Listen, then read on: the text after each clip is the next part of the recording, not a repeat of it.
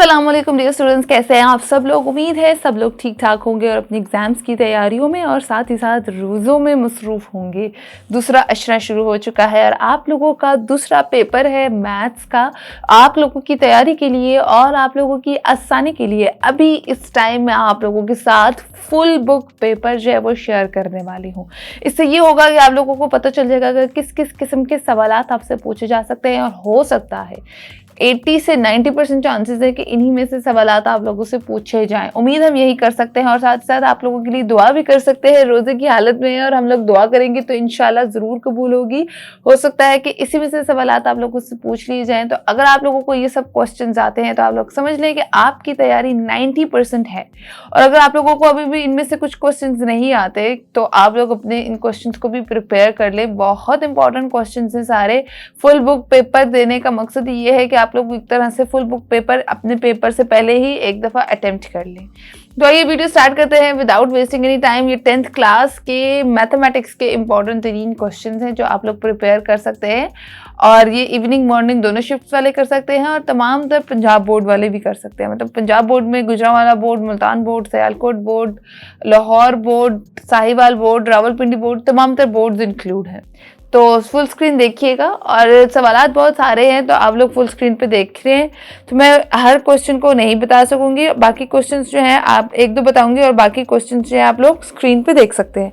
जैसे कि सबसे पहले आप लोगों से शॉर्ट क्वेश्चंस पूछे जाते हैं। पहला क्वेश्चन जो शॉर्ट क्वेश्चंस का होगा उसमें आपको 9 क्वेश्चंस दिए जाएंगे, उसमें से आपने एनी 6 अटेम्प्ट करने हैं। और अगर आपको ये 9 के 9 आते हैं तो ज़बरदस्त बात है, क्योंकि हो सकता है 9 में से 3 पूछे जाएं आपसे लाजमी। तो ये देखें, पहला सवाल है सॉल्व द इक्वेशन। ये क्वाड्रेटिक फॉर्मूला है, आगे आप लोगों ने इसको सॉल्व करना है। ये शॉर्ट क्वेश्चन के लिए बहुत वेरी जिसको कहते हैं ना बहुत इंपॉर्टेंट क्वेश्चन है। अच्छा, नंबर 2 पे भी एक इक्वेशन दी गई है, आपकी स्क्रीन पे नजर आ रही है, आपने इसको सॉल्व करना है। नंबर 3 पे भी राइट द क्वाड्रेटिक इक्वेशन है, इसको आपने सॉल्व करना है। ये वाली जो इक्वेशन है ना नंबर 3 वाली, ये बहुत इंपॉर्टेंट है।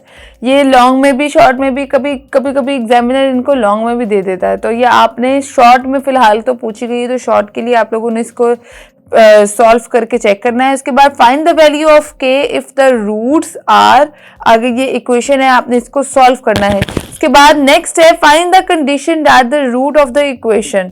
ये आगे कंडीशन है आर इक्वल, ये आपने बताना है कि ये इक्वल है कि नहीं है, तो ये आपने इसको सॉल्व करना है। इसके बाद इवेल्युएट दिस इक्वेशन, इवेल्युएट करनी है आपने इस चीज को जो आगे आप लोगों को क्वेश्चन दिया हुआ है। उसके बाद find the value of P if the ratios, और रेशियो ये है एंड 3:4 आर इक्वल, ये आपने सॉल्व करना है। इसके बाद है फाइंड द प्रोपेशन आपने फाइंड करनी है, आगे जो इक्वेशन दी हुई है उसकी। उसके बाद नंबर 9 पे भी लास्ट में भी एक इक्वेशन दी हुई है, आपने उसको सॉल्व करना है।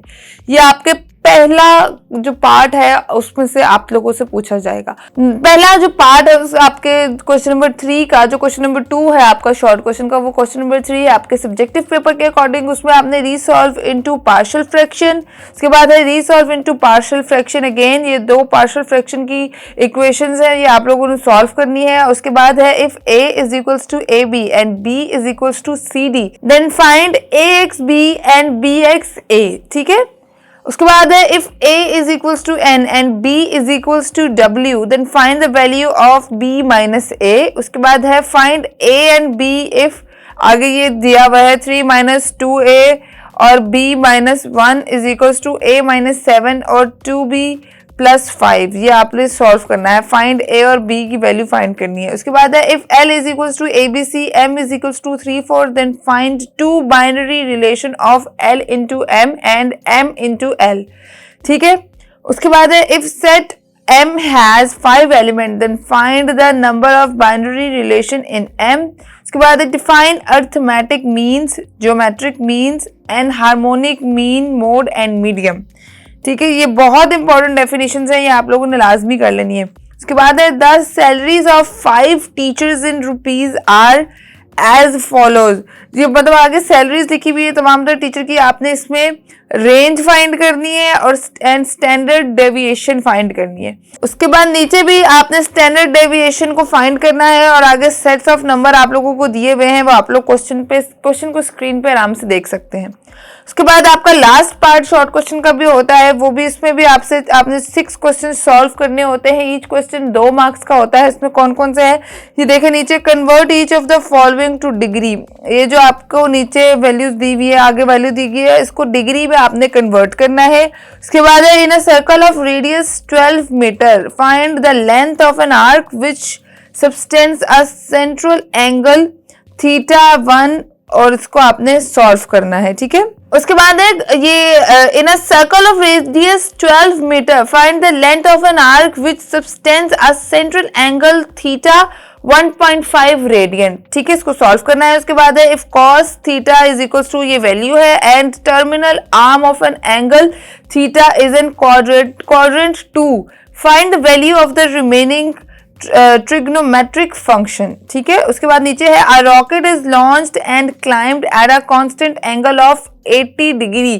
Find the altitude of the rocket after it travels 5000 meters, ठीक है, ये आपने सॉल्व करना है। उसके बाद है whether the triangle with side 8 cm, 15 cm and 17 cm is acute, एप्ट्यूज और राइट एंगल। आपने बताना है ये सारे जो है वो एप्ट्यूज एंगल है, एक्यूट एंगल है या राइट एंगल है, ये आपने ट्रायंगल की साइड्स को बताना है। Difference between the term and illustrate then a diagram minor arc and major arc of a circle.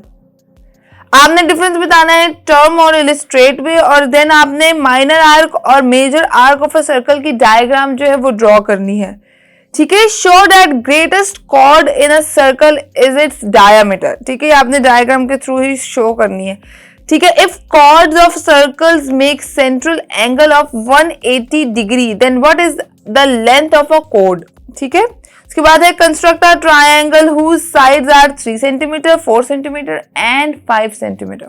ये थे आपके तमाम शॉर्ट क्वेश्चंस। फटाफट से मैं लॉन्ग क्वेश्चंस की तरफ जंप करती हूँ। मैं फौरन सब एक टाइम, क्योंकि वीडियो का बहुत शॉर्ट होता है, तो मैं आपको फुल स्क्रीन करके दिखा दूंगी, आप लोगों ने वो चेक कर लेने हैं, और आप लोग या तो नोटबुक लेकर कुछ नोट डाउन कर लें या इसके स्क्रीनशॉट ले लें, it's totally up to you. बाकी मैं लॉन्ग क्वेश्चंस मैं आपको स्क्रीन पे बताऊंगी, 1 बाय 1 करके नहीं बताऊंगी, ठीक है। तो स्क्रीन पे आप लोग देख सकते हैं लॉन्ग क्वेश्चन आप लोगों को शो हो रहे हैं। आप लोगों ने एनी 3 जो है वो अटेम्प्ट करने होते हैं, बट आपका जो क्वेश्चन नंबर 9 है वो कंपल्सरी है, मतलब वो आपने लाजमी करना है, उसमें आपने स्किप नहीं करना। तो क्वेश्चन नंबर 9 में भी आपको 2 दिए जाते हैं थ्योरम्स, उसमें से आपने 1 अटेम्प्ट करना होता है, और इसको आप लोग चॉइस पे नहीं छोड़ सकते, ये आपने कंपलसरी करना होता है। अच्छा, और ईच क्वेश्चन जो है वो 4 मार्क्स, ईच क्वेश्चन जो है वो 8 मार्क्स का होता है, और उसका ईच पार्ट जो है वो 4 मार्क का होता है। तो आपने किस तरीके से सॉल्व करना है देख लें। 5 क्वेश्चन है, आपने उसमें से क्वेश्चन नंबर 9 लाजमी अटेम्प्ट करना है, बाकी 4 में से आपने कोई भी 2 अटेम्प्ट करने हैं, वो देख लें आप।